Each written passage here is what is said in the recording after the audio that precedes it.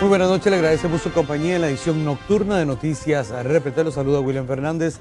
Las siguientes son las noticias nacionales más importantes de este día lunes. Heredia, La Uruca y otras zonas de la capital fueron el escenario de una enorme tormenta que duró poco más de media hora. Las fuertes lluvias y los rayos iniciaron poco después de las 2 de la tarde.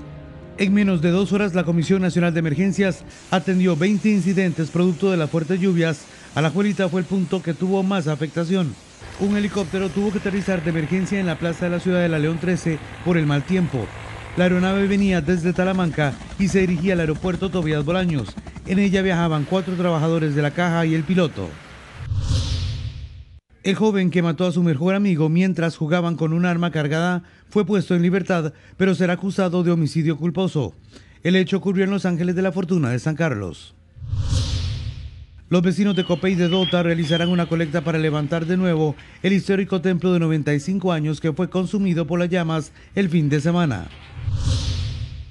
Y los 95.000 abonados de JASEC en Cartago deberán pagar en promedio 1.633 colones más a partir de septiembre. La compañía solicitó un aumento del 9% al ARECEP. Y los diputados no logran hallar una salida para solucionar el tema fiscal. Culpan al gobierno de no acercarse a la Asamblea para negociar una agenda común entre fracciones. Otto Guevara y un grupo de choferes de Uber denunciarán a la Policía de Tránsito por abuso de autoridad. Ellos alegan que realizan operativos sin justificación. Este 7 de agosto es un día histórico. Hoy se cumplen 30 años desde que se le puso fin a una guerra que costó la vida a 200.000 centroamericanos. 5 presidentes de la región se encerraron por horas para lograr la firma de un acuerdo de Esquipulas, una iniciativa impulsada por Óscar Arias Sánchez. Jennifer Segura está con él y nos cuenta.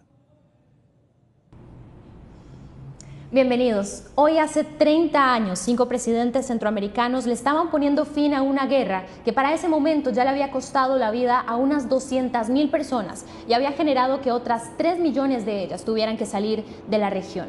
El acuerdo de Esquipulas fue promovido en ese entonces por el presidente de la República de Costa Rica, Óscar Arias, quien hoy nos acompaña, pues él asumió su mandato, su primer mandato en pleno conflicto, y está aquí para detallarnos ese momento histórico. Don Óscar. En efecto, yo no escogí el contexto centroamericano cuando presenté mi nombre a consideración de los costarricenses para aspirar a la presidencia de la República. Sucedía que fui candidato cuando había una guerra generalizada en Centroamérica y mi preocupación era aislar a Costa Rica de esa guerra. Yo apoyé inicialmente una iniciativa latinoamericana de paz que se llamó el Acta de Contadora, pero lamentablemente fracasó en junio del 86, apenas un mes después de que yo asumí el gobierno. Y entonces, ¿qué seguía? Pues seguía la guerra. Se había fracasado la única iniciativa de paz. Durante todos los meses del año 86 continuó la guerra. El presidente Reagan y Mikhail Gorbachev en la Unión Soviética y Fidel Castro continuaron ayudando a las partes en conflicto. Por un lado, el presidente Reagan a la contra en Nicaragua, a quienes comparó con los grandes héroes norteamericanos fundadores de esa gran nación, como Jefferson, como Washington, como Hamilton, como John Adams. Y por otro lado, Fidel Castro apoyando con la Unión Soviética las guerrillas marxistas en El Salvador y en Guatemala. Pero la verdad es que cuando se firma el plan de paz, después de un muy amplio trabajo en que me llevó a mí por toda América Latina, a Europa, a ver el Papa, a ver al presidente Mitterrand en Francia, a Margaret Thatcher en Inglaterra, a Helmut Kohl en Alemania, a Felipe González en España, casi toda Europa, Mario Suárez en Portugal. Poco a poco la comunidad internacional comenzó a apoyar la iniciativa de mi gobierno y como yo le decía al presidente Reagan, usted se está quedando aislado. Los dos grandes amigos del presidente Reagan en aquel momento eran Margaret Thatcher en Inglaterra y Brian Mulroney, el primer ministro de Canadá.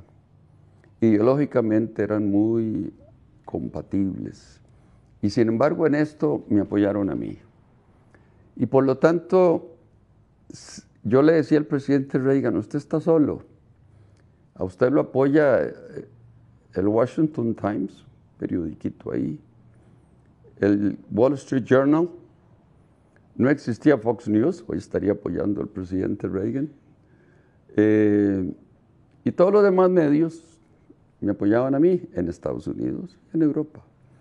En Costa Rica no, la prensa no me apoyaba, prefería apoyar a Reagan. No los culpo, tenían miedo de que el presidente Reagan se enojara con el presidente de Costa Rica y que nos quitara la ayuda externa que recibíamos. Sin embargo, para mí eso era un cálculo, era un riesgo calculado. Yo sabía que el presidente Reagan no nos podía quitar la ayuda porque yo lo iba a acusar ante el mundo entero de que estaba castigando a un pueblo, el pueblo costarricense, tan solo porque su presidente estaba luchando por una salida negociada, diplomática, dialogada un paso adelante. al conflicto militar. Ahora bien, los 5 presidentes le ganamos a la guerra. No fue que una parte le ganó a la otra parte. Nosotros, los 5 presidentes, cuando nos pusimos de acuerdo, le ganamos a la guerra, porque la guerra es un monstruo grande y pisa fuerte, como dice León Gieco.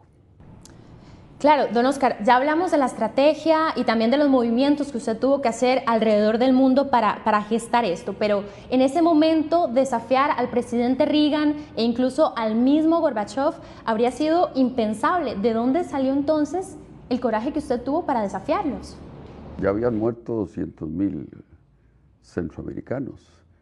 Habían huido de Centroamérica 3 millones de personas. No podíamos seguir con esta carnicería que era la guerra en Centroamérica. La verdad es que yo tenía que ir a predicar la paz para que no vinieran a predicar la guerra. Aquí el embajador americano vino con instrucciones del presidente Reagan de abrir en Costa Rica el Frente Sur. O sea que la contra que estaba atacando al sandinismo desde Honduras, también existiera contra en Costa Rica, en el sur, que atacara a Nicaragua. Y esos ataques que se dieron esporádicos, la consecuencia fue que nos mataron varios guardias civiles. Hubo un incidente en La Penca donde murieron colegas suyos, un montón de periodistas costarricenses. Y la verdad es que poco a poco nos íbamos involucrando. Entonces, ¿de dónde saqué el valor? Yo le decía a los costarricenses una frase muy fuerte. Hay mucha gente en este país, les decía, que no gasta zapatos porque se acostumbró a andar de rodillas. Y la verdad es que era un pequeño Goliat enfrentado, un pequeño David enfrentado no con un Goliat, sino con 2, o con 2,5, porque Fidel Castro era el que asesoraba a la guerrilla marxista aquí en la región. Ahora, cuando uno vuelve a ver 30 años atrás, y yo le doy gracias a Dios que me tiene aquí con salud y con vida para poder celebrar y conmemorar este acontecimiento tan importante. Y es una bendición que hoy nuestros jóvenes no estén en las trincheras, no estén peleando en las montañas, están en la universidad o en el colegio. Nadie que tenga 30 años hoy sabe nada de lo que pasó en 1987. El que tenga 40 años tenía 10 años entonces, tampoco recuerda nada.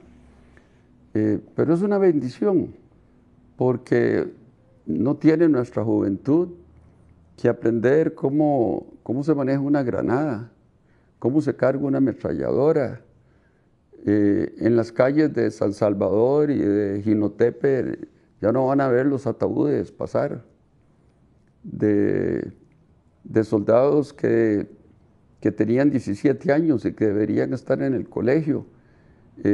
Esa es una generación perdida en El Salvador, en Honduras, en Guatemala. Esos guerrilleros son hoy mareros. Los guerrilleros se convirtieron en pandilleros porque es una generación perdida. Yo le decía al presidente Obama, ustedes son responsables de que hayan maras en Los Ángeles y en Estados Unidos y en Chicago y en Boston.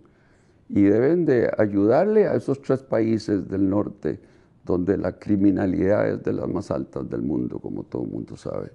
Incluso en esa primera visita que usted le realiza al presidente Reagan, usted utiliza la democracia costarricense como ejemplo. ¿Cuál era el planteamiento que usted estaba haciendo en ese momento? Vamos a ver, mi primer visita al presidente Reagan se da en diciembre del 86.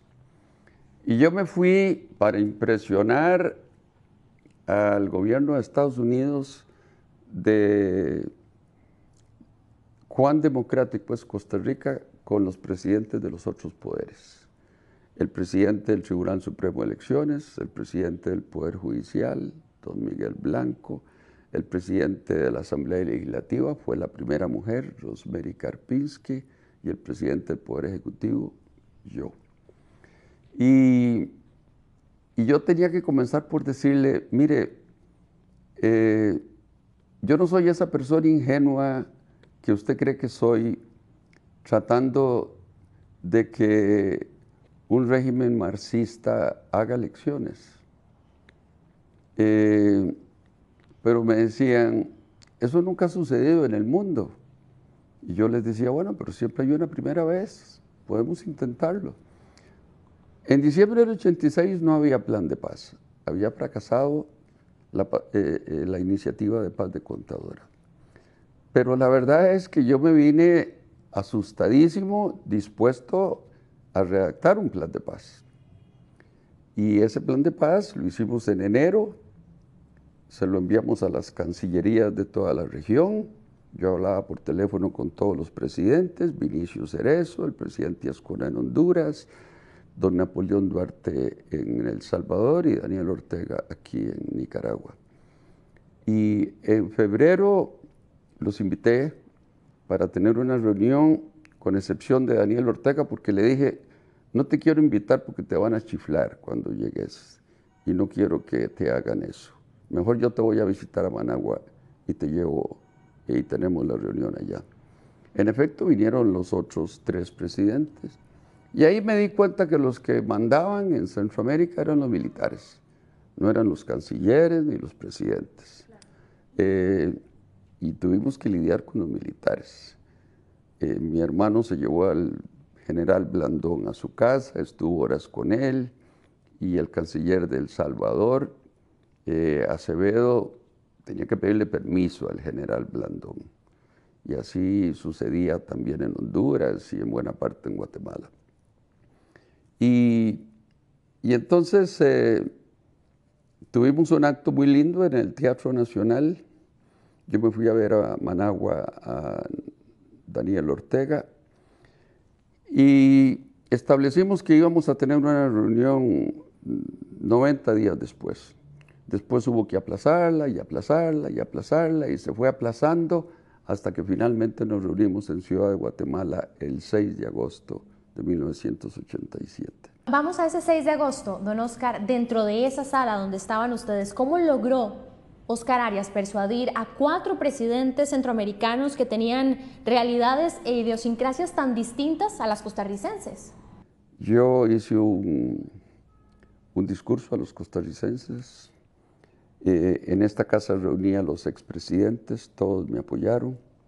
Vino don José Joaquín Trejos, vino don Pepe, vino Daniel Odover, vino Rodrigo Carazo, vino don Mario Echandi, todos los presidentes me apoyaron. Y yo me fui representando al pueblo de Costa Rica, nuestros valores, nuestras tradiciones y el amor por la democracia, la libertad y la paz. Un país desarmado que se atrevió a declararle la paz al mundo. Nadie pensaba que nos íbamos a poner de acuerdo. Las diferencias entre un Napoleón Duarte y un Daniel Ortega eran muy grandes. Recuerde usted que Daniel Ortega estaba apoyando a la guerrilla marxista, ¿verdad? El FMLN, que hoy está en el poder. Y por otro lado, todos los presidentes del resto de Centroamérica apoyaban al presidente Reagan, quien estaba apoyando a la contra nicaragüense. Cuando yo llegué el 8 de mayo, yo expulsé a todos los militares de la contra que vivían en Costa Rica y dije, esto va en serio, yo voy a luchar por la paz y aquí no vamos a tolerar que se use una pulgada del territorio costarricense para luchar desde aquí contra el gobierno sandinista. ¿Por qué? Porque Edén Pastora hablaba conmigo desde Escazú, que vivía ahí, y de vez en cuando iba a la frontera. Y como le dije antes, hubo muertos costarricenses por estar nosotros prestando el territorio. Entonces mandé a clausurar un aeropuerto clandestino, escondido allá en Guanacaste. Había una base donde estaban entrenando a la contra y a la policía nuestra, nuestros guardias civiles, como preparándolos para ser parte del conflicto eventualmente. Y eso me llenó a mí de una profunda indignación. Y entonces, con más valor, decidí sacar adelante ese plan de paz. Y como le dije antes, hablé con todo el mundo. Al Santo Padre le dije, perdóneme, Santo Padre, pero déjeme hablar, porque solo tengo 30 minutos y tengo que convencerlo de que la Iglesia Católica me tiene que apoyar. Y entonces le expliqué lo importante que era que este plan saliera adelante. Y la verdad es que yo apelé a mis colegas en ese hotel en Ciudad de Guatemala diciéndoles, tenemos en nuestras manos el futuro de nuestros hijos. No podemos salir de esta suite del hotel sin haber llegado a un acuerdo porque sería un fracaso y una desilusión para todo el mundo. No estamos desilusionando únicamente a la comunidad internacional, pero sobre todo a nuestros pueblos, porque lo que sigue es la guerra. Si nosotros no llegamos a un acuerdo, lo que sigue es la guerra. Gorbachev va a apoyar a la guerrilla marxista y el presidente Reagan seguirá apoyando a la contra nicaragüense. Y las discusiones fueron muy duras, muy tensas, muy tirantes entre todos. Yo era el más conciliador, Vinicio Cerezo también, pero entre don Napoleón Duarte y Daniel Ortega sí habían discrepancias muy fuertes. Yo les dije, porque había leído en una biografía de Roosevelt que cuando había conflictos entre sus ministros, él los encerraba y les cerraba la puerta y les decía, de ahí no salen hasta que se pongan de acuerdo. Yo le dije a mis colegas, medio en serio, medio en broma, voy a cerrar esta puerta y de aquí no salimos hasta que lleguemos a un acuerdo. Y el acuerdo finalmente lo alcanzamos en la madrugada del 7 de agosto. Y usted fue el que dio la noticia ante la prensa mundial. El acuerdo de Esquipulas nace entonces de las modificaciones que se le hacen a su plan Áreas para la Paz. Pero de todo ese proceso, ¿cuál fue el momento más emotivo para usted, don Óscar? Mire, ellos me dijeron, sea usted el que da la noticia ante 400 periodistas del mundo entero que estaban en el lobby del hotel. Yo di la noticia, hemos llegado a un acuerdo, leí lo que habíamos acordado. Por supuesto que la iniciativa mía, el plan de paz, que se llamaba el Plan Áreas para la Paz, así lo bautizó la prensa en Estados Unidos, hubo que modificarle cosas y le pusimos como nombre Esquipulas II, porque la primera vez que los 5 presidentes nos habíamos reunido fue en el pueblito este de Esquipulas, en Guatemala. Entonces le pusimos a este plan de paz Esquipulas II. Y cuando salimos de firmar, había un Te Deum que nos daba el cardenal. Yo iba caminando y una madre indígena me tomó de la mano y me dice: presidente, muchas gracias por el hijo mío que está en la montaña y por este que tengo en el vientre. Realmente me sacó lágrimas. Fue muy emocionante, pero recordemos que era el principio de un proceso para lograr la paz. No era que ya la habíamos logrado. ¿Y cuáles cree usted que fueron los puntos claves de ese acuerdo que culminaron entonces con el éxito de la iniciativa? Lo primero que decía el plan de paz es: hay que lograr un cese de fuego, que se dejen de matar. Si las enumeramos, les ponemos muy claras. Sí, lo más importante quizás. Lo más importante era: no podemos estar negociando mientras se está matando la gente. Entonces establezcamos un cese de fuego. Que se dejen de matar los salvadoreños entre sí, los guatemaltecos entre hermanos, los nicaragüenses entre hermanos, contras contra soldados sandinistas. Lo segundo era que las potencias tenían que acabar con la ayuda militar a las fuerzas insurgentes. Valga decir que Fidel Castro, quien me decía a mí que apoyaba el plan de paz, pero evidentemente seguía apoyando militarmente a la guerrilla en El Salvador y en Guatemala, al igual que al gobierno sandinista. Y el presidente Reagan, que apoyaba al gobierno de El Salvador, gobierno de Guatemala, gobierno de Honduras y a la contra nicaragüense. Esas ayudas tenían que ser frenadas. Y entonces, cada vez que yo iba a Washington, porque fui muchas veces, y en este libro que se llama El desafío de la paz en Centroamérica, de Guido Fernández, un periodista costarricense, que en ese tiempo era el embajador mío en Washington. Él escribió este libro como historiador, pero sobre todo como periodista. Y es fascinante, y ojalá los costarricenses lo puedan leer, porque lo publicó la editorial Costa Rica, porque él estaba en la oficina oval tomando notas y con una grabadora. Y entonces él relata aquí todas las discusiones que tuvimos el presidente Reagan y yo. Ningún historiador tuvo acceso a eso como Guido. Por eso es que es fascinante este libro. Pues bien, el tercer elemento importante era la base fundamental del plan de paz, el leitmotiv del plan de paz. Que no habrá paz duradera en Centroamérica si no tenemos democracias, que la democracia era una precondición para una paz duradera. Y Fidel Castro le decía a Daniel Ortega: no firmes ese plan de paz porque eso es una trampa de Oscar Arias. No te das cuenta que vas a tener que hacer elecciones. Pero la verdad es que Daniel Ortega tenía que sopesar una cosa muy sencilla. O firmo el plan de paz o el presidente Reagan consigue más apoyo militar del Congreso de Estados Unidos, porque le estaban dando ese apoyo para la contra. Cada vez que yo iba a la prensa de Estados Unidos solo me preguntaba: presidente, ¿usted va a apoyar al presidente Reagan que está solicitando más ayuda? Y yo lo tenía aquí al lado y yo le decía: no estoy de acuerdo, nosotros discrepamos en eso. Yo quiero una solución diplomática y yo estoy apoyando la iniciativa de paz que yo presenté. Entonces era muy tenso, sí, era muy tenso. Pero digamos que el presidente Reagan murió o se acabó su gobierno con las botas puestas.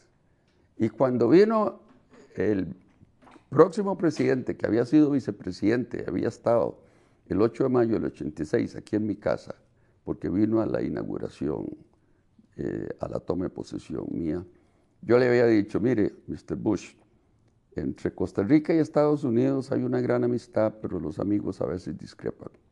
y en este caso mi gobierno discrepa de lo que usted está haciendo en Centroamérica. Cuando él fue elegido presidente y Jim Baker fue el secretario de Estado, Jim Baker me dijo, presidente, nosotros le vamos a ayudar. Ya existía el plan de paz, ya estaba firmado. Él comenzó su gobierno a principios del 89. Yo había ido a hacer un discurso al Congreso de los Estados Unidos. Les había pedido a los senadores y congresistas, démosle una oportunidad a la paz. Los republicanos no estuvieron nada contentos con que yo fuera invitado por el Speaker of the House, que era demócrata. Sin embargo, al final, el nuevo gobierno republicano le dio una oportunidad a la paz. Como todos sabemos, este proceso le deja a usted, don Oscar, un gran reconocimiento, como lo es el Premio Nobel de la Paz. Pero además de eso, ¿qué significó ese éxito para Centroamérica y especialmente para Costa Rica? Bueno, para los hermanos centroamericanos, la mayor satisfacción para mí fue que ya dejaron de matarse y que los jóvenes, como le decía antes, ya no tenían que cargar una ametralladora en su hombro. Con respecto a Costa Rica, es que Costa Rica es un pequeño faro que da luz, que ilumina el resto de Centroamérica, porque éramos una pequeña potencia moral enfrentada con dos superpotencias, ¿verdad? Y qué la alegría con el tiempo para mí mayor, pues que nos convertimos en esa potencia moral que se atrevió a enfrentarse a dos superpotencias, que luchó por lo que creía, porque yo representaba los valores del pueblo costarricense. Pusimos a Costa Rica en el mapa mundial. De ahí viene el montón de millones de dólares en inversión extranjera. De ahí viene el montón de millones de dólares que dejan los turistas que nos visitan. Cambió Costa Rica. En el turismo así venía creciendo el turismo. Y de un momento a otro, en el 87, comenzó a crecer así, hasta los 2 millones y pico que nos visitan hoy en día, casi 3 millones. Entonces, para Costa Rica fue sumamente importante porque se dio a conocer. Y ahora lo que tenemos que hacer es enfrentar los problemas que todavía tenemos como países en vías de desarrollo. Somos, como usted sabe, la región más desigual, América Latina, la región más desigual del mundo. No hemos dado el salto al desarrollo. Todavía hay carencias enormes porque no toda la gente está estudiando en Centroamérica. El desempleo es muy alto, la pobreza es muy alta, la infraestructura no nos hace competitivos, en fin, todos los problemas que enfrentamos todos los días. Y ya para cerrar, don Oscar, esta pregunta hay que hacerla. Estamos cumpliendo ya 30 años desde ese momento histórico. ¿Qué hay aquí? Y sobre todo, aquí. Bueno, francamente, la alegría de estar vivo y con salud, darle gracias a Tatica Dios que me permite conmemorar estos 30 años. El secretario general Almagro viene a celebrarlo con nosotros. Van a haber muchas actividades. A mí me están entrevistando periodistas de todo el mundo. Y en el mundo en que nos toca vivir, con los conflictos en Siria, con lo que pasó en Irak y en Afganistán, Centroamérica es uno de los poquitos casos donde el conflicto se resolvió como lo hace la gente civilizada, 5 presidentes alrededor de una mesa. Yo creo que esa es una enseñanza muy linda que Centroamérica le dejó al resto de la humanidad. Un proceso de paz en el que Centroamérica fue y sigue siendo ejemplo ante el resto del mundo, y uno en el que también el nombre de Costa Rica quedó muy en alto. Le agradecemos a don Oscar Arias por su tiempo y así llegamos al final de esta entrevista. Muchísimas gracias.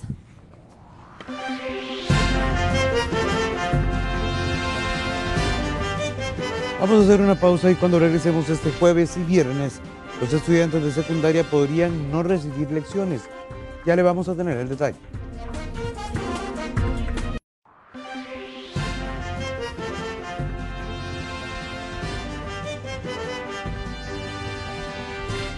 Gracias por su compañía. Bueno, este jueves y viernes los estudiantes de secundaria podrían no recibir clases. El APSE tendrá asamblea en donde se esperan más de 5.000 afiliados. El 80% de ellos son profesores. Para doña Mabel, que el jueves y el viernes próximo su hija no tenga clases por la Asamblea General de la Asociación de Profesores de Segunda Enseñanza, APSE, la tiene muy preocupada. La verdad que los atrasan ellos con las materias y ahora que ya van a entrar en exámenes, más bien los perjudica. Pero eso son decisiones del ministerio, no podemos hacer nada, ¿verdad? Al igual que ella, que cursa quinto año en Puriscal, APSE espera la llegada de 5.000 afiliados, de los cuales el 80% son profesores, a su asamblea general que se llevará a cabo en el Gimnasio Nacional. No, nada que ver. No, porque 2 días se van. Jueves y viernes. Bueno, no sé, tienen que pelear sus derechos, pero podría ser otra la solución. Bueno, a mí me parece que es muy mal hecho, por si Costa Rica toca bien la patas arriba. ¿Y a usted, señora? Igual, también muy mal hecho. ¿Le parece mal que sean 2 días? Sí. Claro, ningún día, si hay mucha vacación en el año, porque hay un montón de gente vaga. Quienes pertenecen a esta agrupación y se harán presentes a la actividad ya cuentan con un permiso del MEP con goce de salario.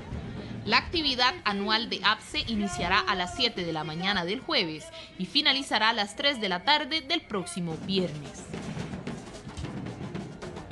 Hasta aquí llegamos con nuestra edición de hoy lunes, pero lo esperamos mañana martes a partir de las 6 de la mañana en la edición matutina de Noticias Repretel. Que tenga usted una excelente noche.